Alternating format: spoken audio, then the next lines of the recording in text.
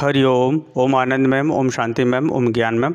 आप सभी दर्शकों का हमारे चैनल पर स्वागत है। आज हम लोग बीएड थर्ड सेमेस्टर के अंतर्गत जो विभिन्न प्रकार के बालकों का अध्यापक किस प्रकार से समर्थन करता है, किस प्रकार से अध्यापक की भूमिका होती है, इसके विषय में अध्ययन करेंगे। यहाँ तात्पर्य यह है, जैसे विभिन्न प्रकार के बालक हैं, जैसे प्रतिभाशाली बालक, मंदबुद्धि बालक, सामान्य बालक, अधिगम बाधित बालक, पिछड़े बालक, विकलांग बालक, श्रवण बाधित बालक, दृष्टि बाधित बालक, बहुविकलांग बालक, मानसिक रूप से विकलांग बालक, संवेगात्मक रूप से विकलांग। जो विभिन्न प्रकार के जो बालकों का अधिगम की प्रक्रिया में जो विभिन्न स्थान, स्वरूप, क्षमता, योग्यता होती है, उसके बीच में एक अध्यापक का व्यवहार कैसा होना चाहिए या एक अध्यापक किस प्रकार से अपनी भूमिकाओं को अदा करता है, एक उत्तम अध्यापक, उसके विषय में हम लोग अध्ययन करेंगे।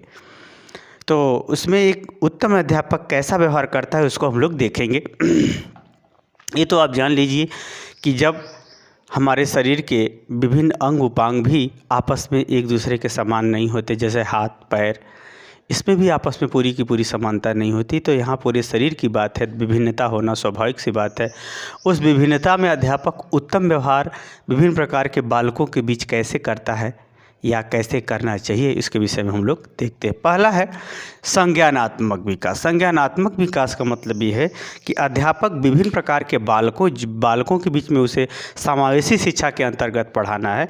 तो जो वह ज्ञान दे, तो वह ज्ञान क्या करे, बालकों की योग्यता, क्षमता, मानसिक स्तर, कठिनता स्तर इत्यादि ज्ञान के सभी पहलुओं को व्यवहारिक, सामाजिक, व्यक्तिगत और ज्ञान के अंतर्गत उपचारात्मक गतिविधियों को भी ध्यान में रखते हुए शिक्षण का कार्य करे या अपने ज्ञान देने का कार्य करे, या ज्ञान का संप्रेषण करते समय विभिन्न प्रकार के क्रिया कौशल इत्यादि का प्रयोग करते हुए शिक्षण अगर करता है तो वह क्या होगा, अध्यापक विभिन्न प्रकार के बालकों के लिए एक उत्तम ज्ञान प्रदान कर सकेगा या ज्ञान का संप्रेषण अच्छे ढंग से कर सकेगा।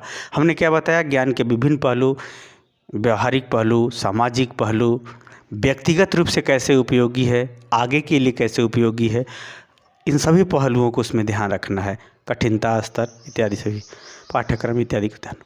दूसरा है संवेगात्मक। अगर हम देखेंगे संवेगात्मक का यहाँ तात्पर्य है कि जब विभिन्न प्रकार के बालक हैं तो निश्चित प्रकार से बालकों में जो भावनाएं होती हैं वो सबकी अपनी अलग अलग होती हैं। भावनाओं का जो विकास है, जो स्वरूप है, जो प्रारूप है संवेगों का, वह भी सबके अंदर अपने स्वभाव, संस्कार, प्राकृतिक रूप से थोड़ी विभिन्नता देखने को मिलती है। तो अध्यापक इस प्रकार से व्यवहार करे कि सभी प्रकार के बालकों में मान सम्मान, आदर सम्मान, एक दूसरे की सहयोग, सहानुभूति या अच्छे संवेगों का विकास करने पर अध्यापक अगर बल देता है तो वह अपनी भूमिका का सही ढंग से निर्वहन करता है। अच्छे संवेगों का मतलब होता है प्रेम, दया, सहानुभूति, सहयोग, तत्परता, जिज्ञासा इत्यादि जो से संबंधित जो संवेग हैं, उत्साह। वहीं अगर नकारात्मक संवेगों को कम करना होता है, क्रोध, लोभ या ये कहें डर इत्यादि जो गलत संवेग हैं, काम इत्यादि जो गलत संवेग है उसको कम करना और अच्छे संवेगों को बढ़ाने का भी वह कार्य करता है, ताकि बालक जो है उत्तम से उत्तम गुणों को धारण कर सके और विकास कर सके। इनकी विभिन्नता को भी ध्यान में रख के संवेगात्मक विकास को भी वह ध्यान में रखता है। वही अगर हम क्रियात्मक पक्ष की बात करें तो क्रियात्मक यहाँ का पक्ष का तात्पर्य है कि वह ज्ञान पर, हमने बताया था जो पढ़ने का सिद्धांत जो बीएड फर्स्ट सेमेस्टर में पढ़ाया जा चुका है उसको अब देखिएगा। तो ज्ञान के साथ जब संवेगों का सही संतुलन होता है तो आदमी को विश्वास उत्पन्न होता है। जब विश्वास उत्पन्न होता है तब उसे क्रिया के रूप में परिणित करता है। तो संज्ञानात्मक विकास के साथ साथ संवेगात्मक विकास होने पर बालक जो है उनके क्रियात्मक गतिविधियों को ध्यान में रखना कि वह जो सीखा है प्रयोग कर पा रहा है या नहीं, वह कार्य सही कर पा रहा है कि नहीं, प्रशिक्षण ले पा रहा है कि नहीं, कौन सा बालक किस प्रशिक्षण के योग्य है, कौन सा बालक कौन सा पाठ्यक्रम पढ़ने के योग्य है। इन समस्त बातों को भी ध्यान में रख करके अध्यापक क्या करता है, विभिन्न प्रकार के बालकों के लिए विभिन्न प्रकार के दृष्टिकोण का निर्धारित करते हुए और शिक्षण का भी कार्य करता है, उन्हें सजेशन भी देने का कार्य करता है, निर्देशन भी देने का कार्य करता है। तो ये हुआ क्रियात्मकता। इसका भी ध्यान रखें। उसी अगर हम बात करें विकासात्मक, यहाँ जो है शारीरिक विकास, मानसिक विकास, सामाजिक विकास, यहाँ पर ये कहें कि सार्वभौमिक विकास, यानी सभी दृष्टिकोणों से बालकों का विकास हो और वह विकास उत्तम अवस्था को प्रदान करे। इन सब बातों को भी ध्यान में रख कर के हर बालकों यानी विभिन्न प्रकार के बालकों को अलग अलग अभिभावकों के माध्यम से निर्देश देना या परिस्थिति देना या अपने माध्यम से उसको गाइडलाइन करनी संबंधी बातों को भी अध्यापक अपने भूमिका के रूप में अदा करता है। वही अगर हम सृजनात्मकता की बात करें, सृजनात्मकता का मतलब होता है उनके व्यवहार में सुधार करना, उनको अच्छे व्यवहार सिखाना और उनको जो है उनको अपने कार्यों को सुसंगठित सुव्यवस्थित ढंग से करना सिखाना। इन सब बातों को भी अध्यापक क्या करता है, विभिन्न प्रकार के बालकों को सिखाने का, बताने का, समझाने का, व्यवस्थित होने का कार्य करता है। क्योंकि अध्यापक एक सहयोगी के भूमिका में होता है, एक गुरु के भूमिका में होता है। इसीलिए जो अध्यापक जो है संज्ञानात्मक विकास, सृजनात्मक विकास जितना ही अधिक करने में सफल होता है, उतना ही विद्यार्थी जो है अपने ज्ञान, अपने व्यवहार के रूप में उत्तम रूप में दिखते हैं। यह सभी अध्यापक का सुधारात्मक का यहाँ व्यवहार ये है कि मानव से गलती होना स्वाभाविक सी बात है। कोई भी विद्यार्थी हो पूरी तरह से पूर्ण नहीं हो सकता इस प्रकृति में। जब पूर्ण होता है तो ईश्वर बन जाता है कोई भी व्यक्ति। तो निश्चित रूप से अगर उसके अंदर कोई गलत व्यवहार हुआ या कोई गलत प्रवृत्तियाँ आई या कोई गलत या कोई कमियां उसको समझ में आई, तो उसमें किस प्रकार से अध्यापक सुधार करे, उससे किस प्रकार से गाइडलाइन दे, किस प्रकार से निर्देशन दे, किस प्रकार से उसको मानसिक रूप से सही दिशा में मोड़े, इन सब गतिविधियों में भी अध्यापक जो है महत्वपूर्ण भूमिका में होता है। आगे अगर हम बात करें सहयोगात्मक का यहाँ तात्पर्य है कि अध्यापक सदैव सब कुछ अपने ही करना चाहेगा, तब तो उसके विद्यार्थी आगे बढ़ ही नहीं सकते। क्योंकि अध्यापक जब सहयोगी की भूमिका में होगा तब अधिगमकर्ता मुख्य भूमिका में होगा। जब अधिगमकर्ता मुख्य भूमिका में होगा और अध्यापक सहयोगी की भूमिका में होगा, तब उसके ज्ञान का और व्यवहार का उत्तम संतुलन होगा या उसका ज्ञान व्यवहार के माध्यम से सही दिशा में गमन करना शुरू करेगा। क्योंकि व्यवहार भी अपनी प्रत्येक गतिविधि के संग एक अनुभव दे जाता है, एक शिक्षा दे जाता है, एक समझ दे जाता है, एक विश्वास दे जाता है, एक पहचान दे जाता है, एक स्थान दे जाता है। तो इसलिए अध्यापक क्या करे, विद्यार्थियों के संग सहयोगात्मक भूमिका में रहे। ऐसा न हो कि हमेशा हो अपने मुख्य भूमिका में ही रहे, ऐसा न हो। अध्यापक क्या करता है, सहयोगात्मक भूमिका में रह करके विद्यार्थियों को जो है आत्मविश्वास के साथ यानी ज्ञानात्मक, संवेगात्मक और क्रियात्मक पहलुओं का विकास करता है।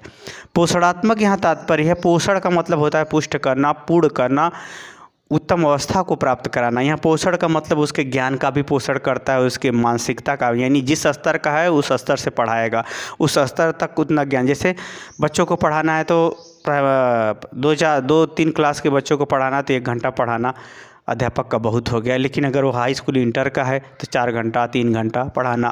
तो इसी तरह से अध्यापक क्या करता है कि अवस्था के अनुसार उनके क्रियाओं का पोषण करता है, उनके ज्ञान का पोषण करता है, उनके व्यवहार का पोषण करता है।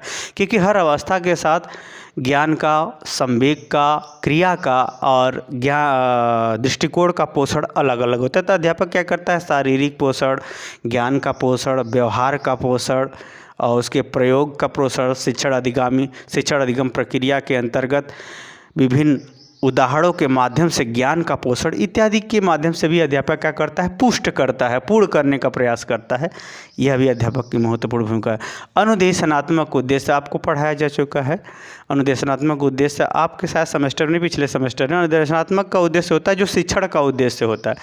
शिक्षण का जो उद्देश्य होता है उसे पूर्ण करना भी अध्यापक का प्रमुख रूप से दायित्व होता है। अनुदेशनात्मक उद्देश्य उसी को कहते हैं। आगे पिछले वीडियो में देखेंगे किसी सेमेस्टर में तो आपको मिल जाएगा।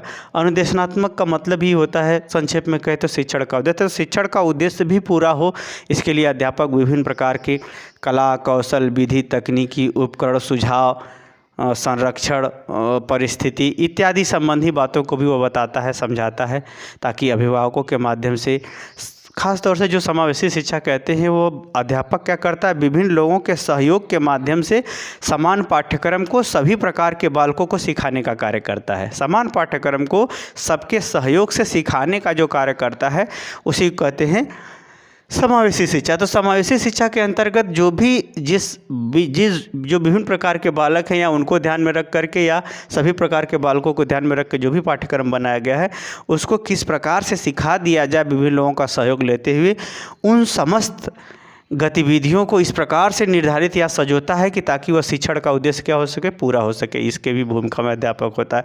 संरक्षणात्मक भूमिका का यहाँ तात्पर्य है कि बालक की भावनाओं का आदर करना, उनसे प्रेम करना, उसके संग सहयोग सहानुभूति रखना, साथ ही में उसको सुरक्षा प्रदान करना, घर में अभिभावकों के माध्यम से, विद्यालय में स्वयं के माध्यम से, या विद्यालय के भवन या रख रखाव या विद्यालय की परिस्थितियों के माध्यम से इस प्रकार से संरक्षण या सुरक्षा प्रदान करना कि जो अधिगम के लिए अनुकूल हो। उन समस्त गतिविधियों के रूप में भी अध्यापक महत्वपूर्ण भूमिका अदा करता है विभिन्न प्रकार के बालकों के लिए। वही अगर हम शिक्षणात्मक उद्देश्य की बात करें तो शिक्षण का स्वरूप क्या होगा, पाठ्यक्रम कैसा होगा, पाठ्यक्रम की कठिनता कैसी होगी, पाठ्य सहगामी क्रियाएं कैसे होंगी, सांस्कृतिक कार्यक्रम क्या है कैसे होंगे, प्रतिस्पर्धात्मक कार्यक्रम कैसे होंगे, परीक्षा का स्वरूप क्या होगा, मूल्यांकन का दृष्टिकोण क्या होगा, प्रशिक्षण का दृष्टिकोण क्या होगा, इत्यादि जो गतिविधियां हैं शिक्षण के अंतर्गत, उसका भी निर्धारण अध्यापक क्या करता है। अध्यापक महत्वपूर्ण भूमिका में होते हुए विभिन्न प्रकार के बालकों को ध्यान में रखते हुए उसका निर्माण, उसका परिचालन करना, उसे व्यवस्थित करना, उसको निर्धारित करना, उसका मूल्यांकन करना, उसका प्रमाण देना इत्यादि संबंधी महत्वपूर्ण भूमिका में भी अध्यापक विभिन्न प्रकार के बालकों के लिए होता है। वही अगर हम बात करें सामाजिकरण तो अध्यापक जो है समाज के विभिन्न गतिविधियों से भी अपने विभिन्न प्रकार के बालकों को जोड़ने का कार्य करता है, क्योंकि जो समावेशी शिक्षा का जो मुख्य उद्देश्य होता है वो यही होता है कि सभी प्रकार के बालकों को समाज की मुख्य विचारधारा से जोड़ दिया जाए। क्योंकि जब तक मनुष्य समाज से नहीं जुड़ा रहेगा तब तक उसका अपना स्वतंत्र का स्वयं का कोई अस्तित्व नहीं होता। अगर होता भी है तो वह एक असामाजिक माना जाता है, और व्यक्तिगत रूप से चाहे जो हो, लेकिन सामाजिक रूप से असामाजिक माना जाता है। तो सामाजिकरण का तात्पर्य समाज के जो रीति रिवाज, धर्म परंपरा, मान्यता, सामाजिक व्यवहार, संस्कारात्मक कार्य, शिक्षा संबंधी कार्य, जो कुछ भी है समाज के अनुकूल हो और समाज की मुख्य धारा से जुड़ जाए। जो विभिन्न प्रकार के बालक हैं जिनको छोड़ देने पर वह अलग हो जाते या फिर एक प्रकार से रूढ़िवादी प्रवृत्ति में परिणत हो जाते, जिसके वजह से बहुत ज़्यादा भयंकर समस्या उनकी व्यक्तिगत रूप से पहले उत्पन्न होती, फिर सामाजिक रूप से उत्पन्न हो जाती। तो ऐसी न हो इसके लिए अध्यापक क्या करता है, उनको समाज की मुख्य विचारधारा से जोड़ने का, समाज की मुख्य क्रिया गतिविधियों से जोड़ने का भी कार्य अध्यापक अपनी शिक्षा के माध्यम से, व्यवहार के माध्यम से, ज्ञान के माध्यम से, उपदेश के माध्यम से, निर्देश के माध्यम से जोड़ने का कार्य करता है। वही सरलीकरण की बात करें तो अध्यापक जो है अधिगम प्रक्रिया को सिखाने के लिए सरलतम से सरलतम स्वरूप या क्रिया कौशल को अपनाता है। वहीं जो है अध्यापक विशेष प्रकार के अध्यापकों की भी मदद लेते हुए विभिन्न प्रकार के विशेष विद्यार्थियों को भी समझाने, बुझाने, पढ़ाने, लिखाने, प्रशिक्षण देने और व्यवहार में सरलता से उतारने संबंधी गतिविधियों को ज्ञान द्वारा प्रकाशित करते हुए उनको सिखाने का प्रयास करता है। वही अगर हम समायोजन की बात करें तो अध्यापक क्या करता है कि जो विभिन्न प्रकार के जो बालक हैं उनके अंदर समायोजन, मतलब देश काल वातावरण के अनुसार, कठिन परिस्थितियों के अनुसार, सामान्य परिस्थिति में तो सभी लोग समायोजित हैं, कठिन परिस्थितियाँ अभाव में किस प्रकार से संघर्षशील होकर के देश काल वातावरण के अनुसार उत्तम व्यवहार करके संघर्ष करते हुए सफल हो जाए, उन समस्त बातों को, गतिविधियों को कहानियों के माध्यम से, व्यवहार के माध्यम से, शिक्षा के माध्यम से, आदर्श के माध्यम से, विभिन्न कहानियों के माध्यम से, निबंध के माध्यम से, साहित्य के माध्यम से बताने समझाते हुए उसे समाज में समायोजित करता है। ये जान लीजिए, दुख और विपत्ति आने पर अगर धैर्य और सहनशीलता नहीं रही तो आपकी अच्छाई बचना मुश्किल है। तो इत्यादि समस्त बातों को समझाते हुए उसको समायोजित करता है, समायोजन कर देता है, समायोजन करने की योग्यता, क्षमता का विकास करता है। यह भी अध्यापक की महत्वपूर्ण भूमिका होती है। वही अगर हम संघर्ष की बात करें तो जितने, ये जान लीजिए, कर्म का कोई विकल्प नहीं होता, जो टूट जाए वो संकल्प नहीं होता। तो ये जान लीजिए कि कर्म का कोई विकल्प नहीं। अगर आप सोचते हैं कि हम न पढ़ें हमको ज्ञान हो जाए तो संभव नहीं है। हम न खाएं हमारी भूख मिट जाए, ये संभव नहीं है।